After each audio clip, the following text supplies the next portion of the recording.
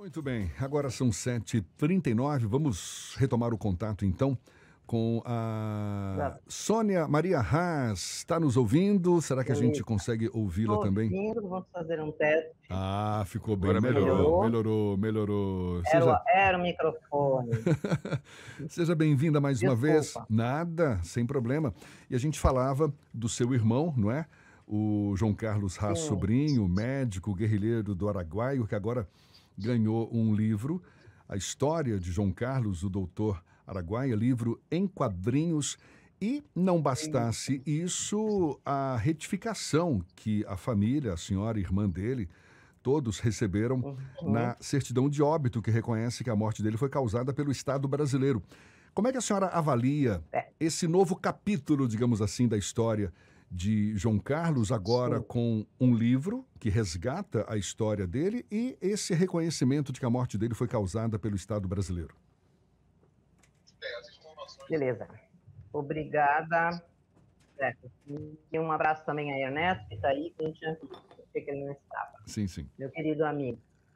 Então, gente, o que eu estava colocando é que com o golpe de 64, nós perdemos toda uma geração de jovens que, igualmente ao João Carlos, eram estudantes, eram já formados em universidade, eram envolvidos em movimentos sociais, eram de sindicatos, e foi uma geração toda que foi torturada, foi presa política, e muitos foram mortos. Essa história sempre foi contada pela gente, e nós somos os familiares, e nós estamos buscando essas verdades. Né? Até hoje não tivemos abertura de arquivo, que é a nossa grande luta. Vamos ver se agora a gente consegue, né, evoluir nesse assunto. Tivemos 6 anos de negacionismo em relação a essa história, então estamos retomando. Já tivemos uma reunião com o ministro dos Direitos Humanos e Cidadania em Brasília semana passada, que foi muito positiva. Então, vamos retomar a comissão especial que cuida do assunto dos mortos desaparecidos políticos.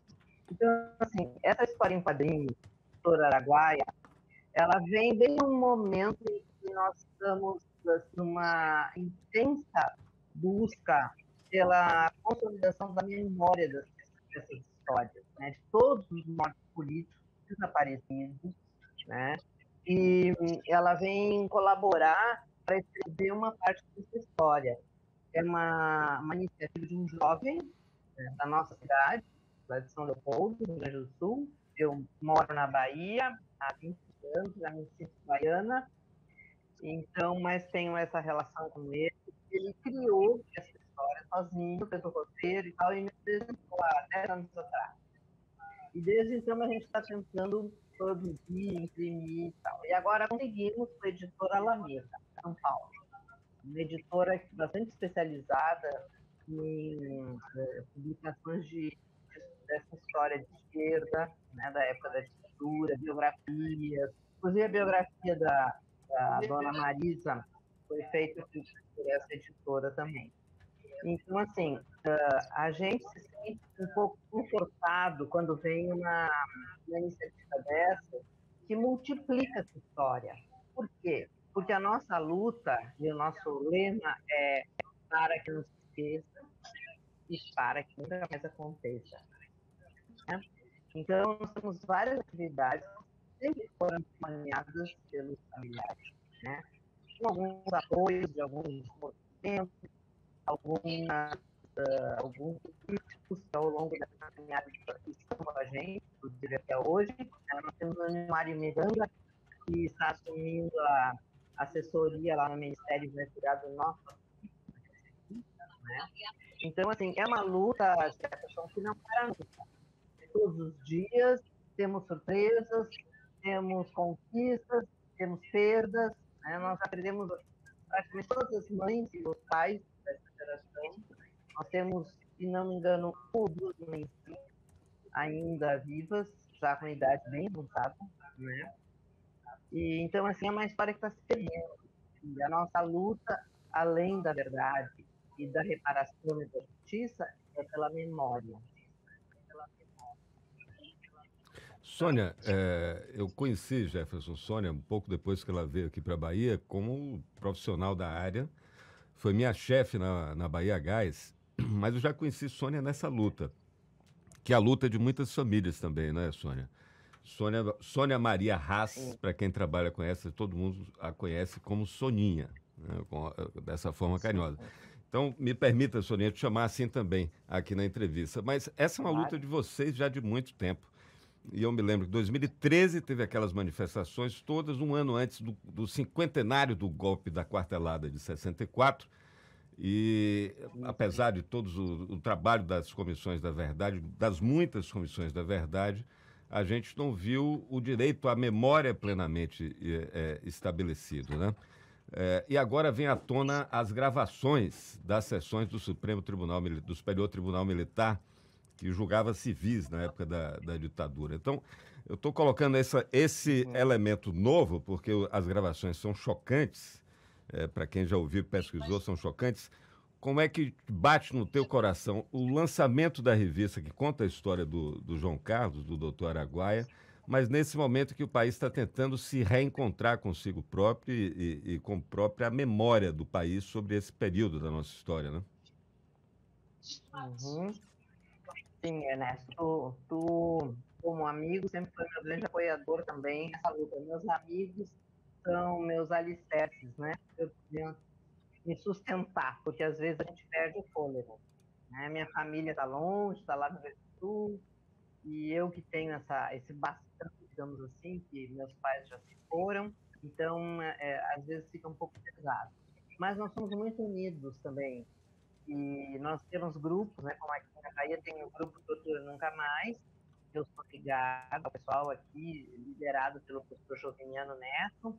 Então são pessoas assim que têm uma caminhada muito importante nessa luta. Inclusive, dia 31 de março teve a Marcha do Silêncio aqui, e domingo foi em São Paulo. Então, é disso que a gente vai fazendo a nossa luta e o nosso conforto, digamos, nos nossos encontros, né? Junto de outros, de nossos pares, que também têm a mesma dor, né? E em relação a esse novo tempo que estamos vivendo, nós estamos com uma expectativa muito positiva. Começam a aparecer novidades que estavam escondidas sob os panos, e as pessoas têm medo de revelar, as famílias escondem ainda suas histórias, não só do lado dos militares, mas ainda do lado também dos mortos e desaparecidos políticos, porque nós vivemos uma pressão muito grande há 6 anos, porque a pessoa que presidiu, digamos assim, esse país, né, usou sempre a máxima como sua chamada, né? Ele dizia assim, familiares do Araguaia, quem procura osso é cachorro. Então, dessa forma, nós éramos reconhecidos por ele. E então isso já dá um baque, né? Na gente, assim, que a gente sabe que a gente não é nem isso e que a gente tem que desaparecer da história. Ele fez de tudo para assumir com a nossa luta. Ele desmontou praticamente a área de direitos humanos do governo dele, desmontou a nossa comissão e nós ficamos assim remando no mar, né? Um pouco à deriva, mas nós nunca nos perdemos. Então, assim, eu acho super importante que hoje a gente consiga ter mais acesso, mais acessibilidade a essas informações, a esses arquivos, a esses segredos que estão escondidos, né? Porque a nossa vida e a história dos nossos familiares é como quebra-cabeça, né? A gente vai juntando pecinhas na caminhada. Opa, aqui tem um assunto. Opa, aqui tem uma outra história. Então, assim, cada pessoa que aparece para nós traz uma novidade, traz um outro aspecto, às vezes, que a gente nem conhecia. Né? Eu, que tinha 6 anos, em 64, então tem muita coisa que eu ainda não sei. Né? Então, acho assim que nós precisamos agora pressionar muito para recebermos essa atenção especial e recuperar esse tempo, né, que passou e termos a memória preservada, a verdade revelada, né, verdades reveladas e as punições, porque na América Latina inteira todos os países evoluíram em relação a esse assunto e o Brasil não. O Brasil está parado. né? O Brasil não cumpriu as sentenças, nem a nacional, que a doutora Solange Salgado emitiu contra a União, a nosso favor, e nem da Corte Interamericana de Justiça e Direitos Humanos. Então, estamos atrasados. Muito atrasados, já estávamos antes do Bolsonaro. Certamente tem muito chão pela frente ainda para ser conquistado, mas olhe, parabéns e muito obrigado pela Só disponibilidade. Como é que a gente encontra a revista, Sônia? Então é o seguinte, a gente está na fase da pré-venda, certo? A pré-venda potencializa a impressão que será em abril. Então, quanto mais a gente vender, melhor agora, né? E ela está à venda no site da editora Alameda. Tem o link no release que eu enviei aí para as pessoas. E é só entrar na editora Alameda, lá tem biografia. Aí está a história em quadrinhos, doutora Araguaia. Aí linka ali, quando ela for impressa, as pessoas vão receber pelo correio. E daí depois vem a distribuição nas livrarias, e eu também vou fazer uma série de palestras, vou voltar à região do Araguaia mais uma vez, levar para lá a história, ficar lá, né, com muita intensidade. Então vai ser um trabalho bonito de fazer. Estou bem ansiosa para viver isso. Tá certo, e a gente torce para que corra tudo bem. Sônia Maria Haas, Obrigada, que é publicitária, irmã de João Carlos Haas Sobrinho, que tem agora a sua história resgatada nessa obra em quadrinhos, Doutor Araguaia, a história de João Carlos Haas Sobrinho, ele que foi guerrilheiro, teve a morte reconhecida como causada pelo Estado brasileiro. Muito obrigado pela sua disponibilidade, um abraço, até uma próxima, Sônia. Abraço, estou à disposição. Bom dia. Tá, igualmente, bom dia. Agora são 7h51 na Tarde FM.